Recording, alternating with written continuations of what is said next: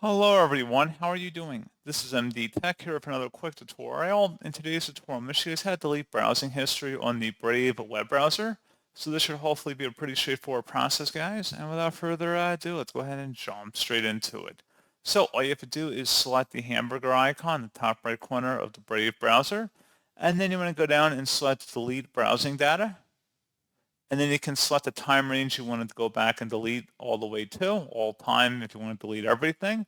And you can select what type of data you want to delete, including browsing history, cookies and site data, as well as cached images and files. Select delete data, and then you will need to restart the browser, and that's pretty much it.